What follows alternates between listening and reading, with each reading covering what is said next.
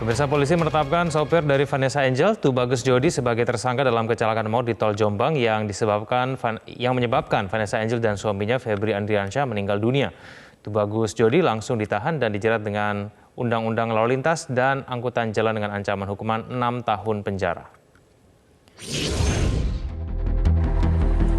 Hari Rabu itu juga, tanggal 10, saudara Jody, Tubagus Jody, Muhammad Jody, sudah dinyatakan sebagai tersangka. Tubagus Jody, sopir Vanessa Angel, ditetapkan sebagai tersangka dalam kasus kecelakaan tunggal yang merenggut nyawa Vanessa Angel dan suaminya Febri Ardiansyah. Penetapan tersangka terhadap sopir Vanessa Angel, Tubagus Jody, disampaikan langsung Kabid Humas Polda Jawa Timur, Kombes Pol Gatot Repli Handoko, dan Dirlantas Polda Jawa Timur, Kombes Pol Latif Usman. Tubagus Jody langsung ditahan dan menjalani pemeriksaan lanjutan di Mapolres Jombang. Tubagus Jody sendiri dikenakan pasal berlapis Undang-Undang Nomor 22 Tahun 2009 tentang Lalu Lintas dan Angkutan Jalan. Tubagus Jody dijerat pasal 310 ayat 4 tentang kelalaian saat berkendara dengan ancaman pidana 6 tahun penjara dan denda 12 juta rupiah. Serta pasal 311 ayat 5 tentang dengan sengaja melakukan aktivitas saat berkendara yang bisa menyebabkan orang meninggal dunia dengan ancaman pidana 12 tahun penjara dan denda 24 juta rupiah.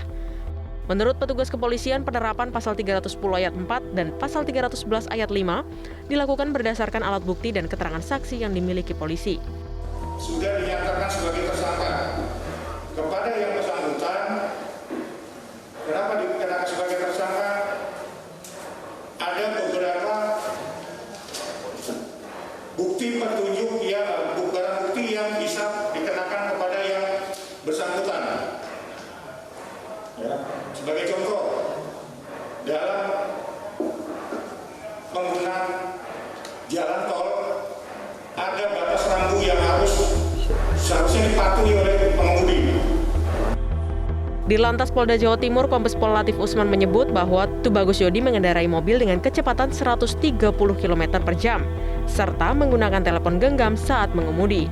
Sementara hasil pemeriksaan kami, keterangan-keterangan ini telah menguatkan bahwa betul dia main HP. Kalau saya sampaikan tadi, HP-nya apa? Di medsos ada. Terus betul dia mengirim chat ke bapaknya pada jam 11.55. Dia mengirim chat, berarti kan dia pada saat nyupir. Sedangkan perjalanan sampai menuju TKP sekitar cuma 30 menit. Sebelumnya, Vanessa Angel dan suaminya tewas dalam kecelakaan tunggal di Tol Jombang, Mojokerto pada Kamis 4 November lalu. Saat kecelakaan, mobil menghantam beton pembatas jalan hingga terpental sejauh 30 meter. Akibatnya, Vanessa Angel dan suaminya Febri Ardiansyah meninggal dunia di lokasi kejadian. Sementara itu, anak Vanessa Angel, Gala Sky Andriansyah, pengasuh anak Siska Lorenza dan sopir Tubagus Jody selamat namun mengalami luka-luka. Tim Liputan Metro TV. Untuk mengetahui hasil pemeriksaan terbaru terhadap sopir Vanessa Angel, Tubagus Jody yang sudah ditetapkan sebagai tersangka dalam kasus kecelakaan tunggal yang mengakibatkan Vanessa Angel dan suaminya meninggal dunia, dan kemudian bagaimana tanggapan dari pihak keluarga. Kita akan membahasnya bersama dengan Kabid Humas Polda Jawa Timur, Kombes Pol Gatot Repli Handoko, dan juga ada mertua Vanessa Angel, Pak Faisal. Pak Faisal dan Pak Gatot, selamat malam. Baik. Tampaknya komunikasi kami belum tersambung dengan Pak Faisal. Saya akan langsung ke Pak Gatot dulu. Pak Gatot, saya ingin konfirmasi sekali lagi Pak Gatot. Ini kan Tubagus Jody sudah ditetapkan sebagai tersangka. Pasal-pasal apa saja Pak Gatot yang dikenakan kepada tersangka ini?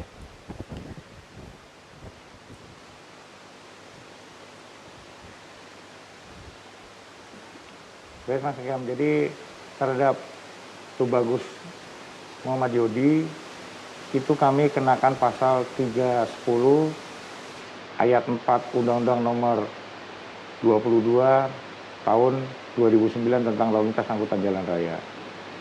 Itu alasan kami pertama menetapkan pasal itu karena dalam mengendarai kendaraan yang bersangkutan tidak fokus dan melebihi batas daripada kecepatan yang ditentukan di jalan tol. Karena sebelum terjadinya kecelakaan itu ada beberapa rambu yang mengingatkan batas maksimal kecepatan adalah 80 km. Sedangkan pengakuan daripada yang bersangkutan mengendarai kecepatan melebihi 100 km itu 130. Ini yang menguatkan kami untuk menerapkan pasal 310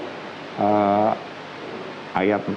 Sedangkan juga kami masukkan juga pasal 311 ayat 5 Undang-Undang Nomor 22 Tahun 2009 tentang lalu lintas angkutan jalan. Ini terkait dengan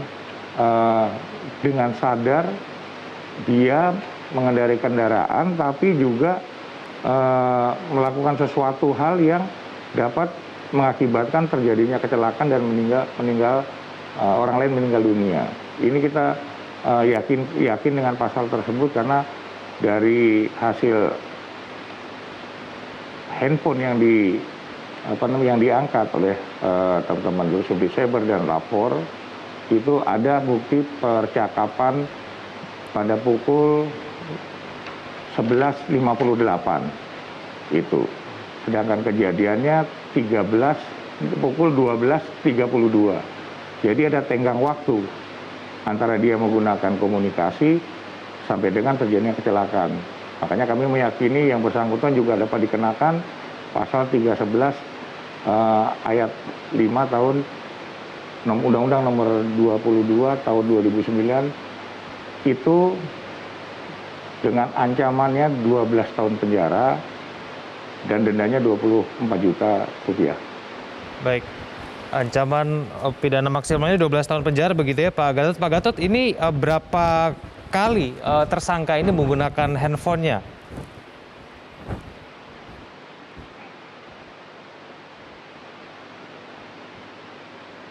Ini yang nanti masih didalami oleh penyidik, karena juga kami masih menunggu juga hasil pemeriksaan terhadap ahli dari lapor yang terkait dengan analisa digital forensik untuk handphonenya. Sedangkan kami juga menunggu dari TAA, hasil dari TAA, Traffic Accident Analysis. Itu yang juga kami masih nunggu untuk nanti kami padukan untuk menjadikan dasar untuk pertanyaan terhadap yang bersangkutan. Pak Gatot, saya ingin konfirmasi apakah memang betul bahwa tersangka ini memang sempat mengupload video ketika sedang berjalan dengan kecepatan tinggi di jalan raya dan diuploadnya ke media sosial, lalu kemudian dihapus. Apakah memang betul itu adalah video yang diunggah oleh tersangka sendiri?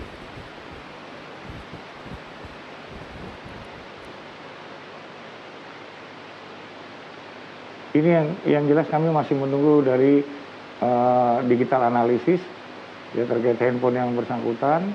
Kemudian juga semua informasi yang ada juga tetap kami akan dalami. Baik. Pak Gatot, kenapa kemudian pihak polisi memutuskan untuk langsung dilakukan penahanan terhadap tersangka?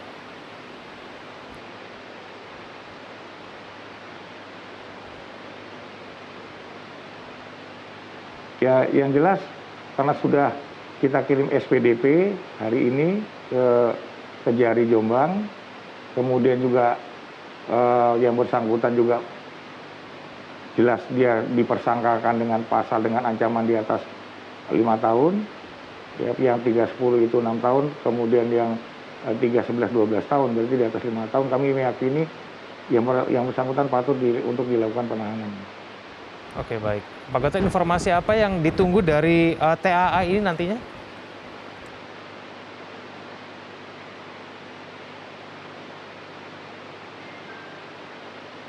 Yang jelas nanti di situ akan mendapatkan hasil berapa sebenarnya kecepatan yang digunakan oleh Jody. Kemudian di situ bagaimana proses hingga terjadinya laka lantas tersebut. Nanti dipadukan dengan hasil daripada CCTV yang sudah ada di penyidik. Baik. Baik, terima kasih. Kabid Humas Polda Jawa Timur, Kombes Pol Gatot Repli Handoko telah bergabung bersama kami di Prime Time News. Selamat malam, Pak Gatot.